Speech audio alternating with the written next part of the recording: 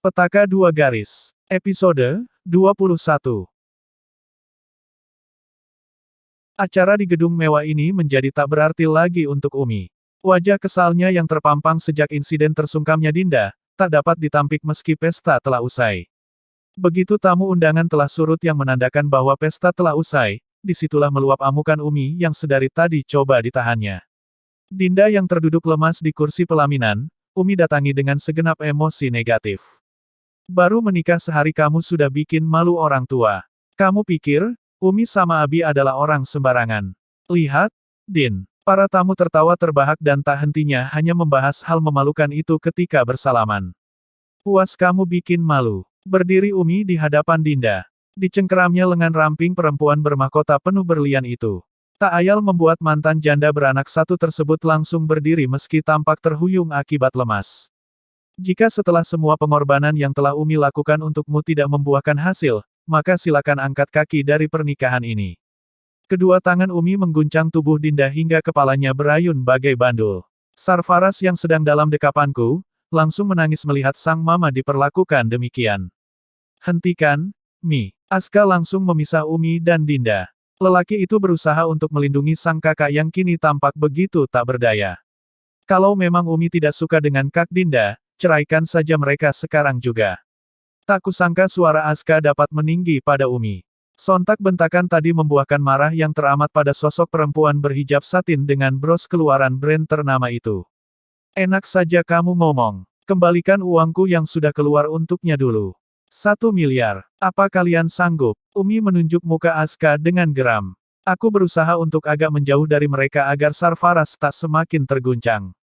Kasihan bocah ini. Di tengah suara pertikaian yang membelah ruangan, dirinya terus menangis pilu hingga membuat para staf hotel yang tengah mengemaskan dekorasi menatap iba pada kami berdua.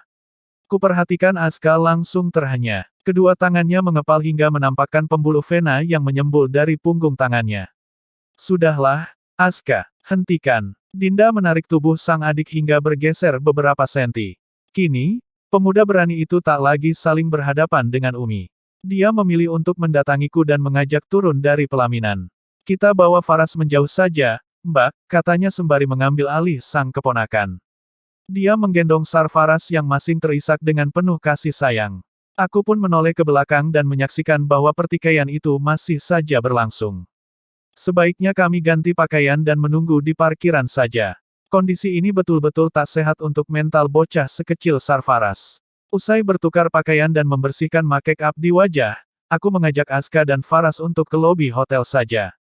Kami memilih untuk keluar dari pintu ruang ganti yang menghubungkan dengan lorong lantai 3. Tak perlu kami lewat pintu yang mengarah ke ballroom.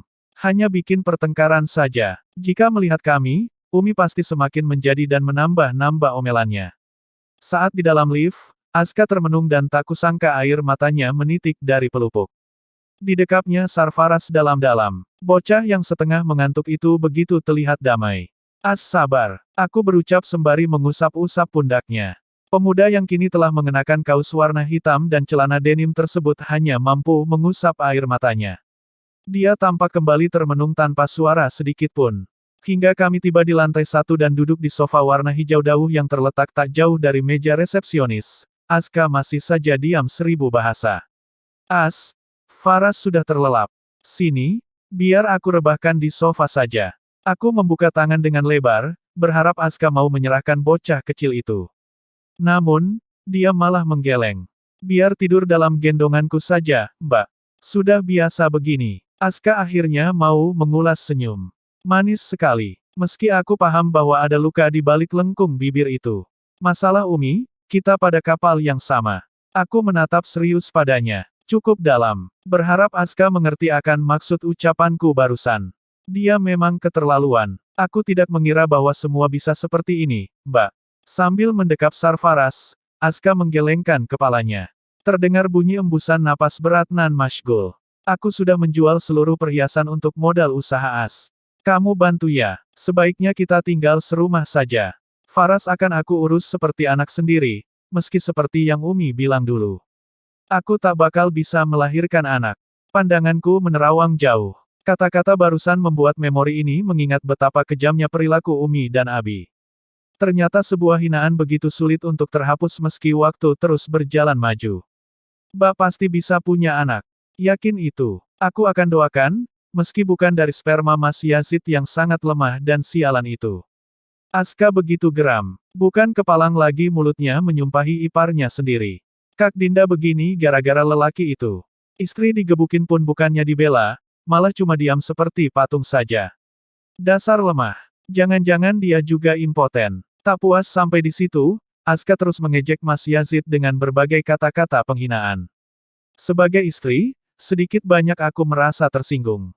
Namun, yang dikatakan Aska barusan ada benarnya juga.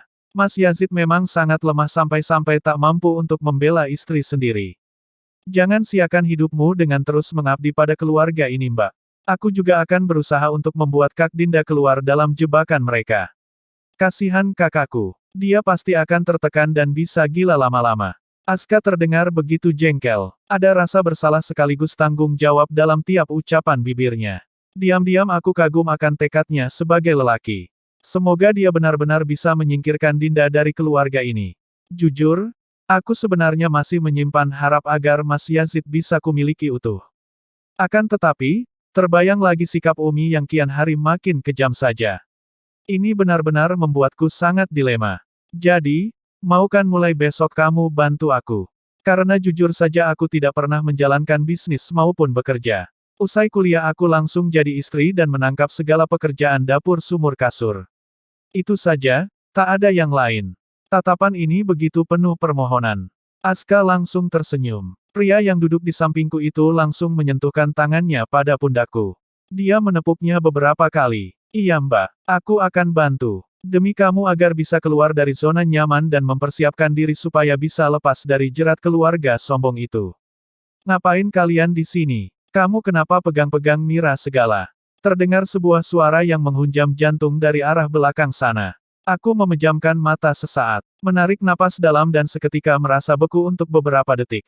Matilah kami. Umpatan dan caci maki apalagi yang bakal dihunuskan oleh orang itu. Bersambung.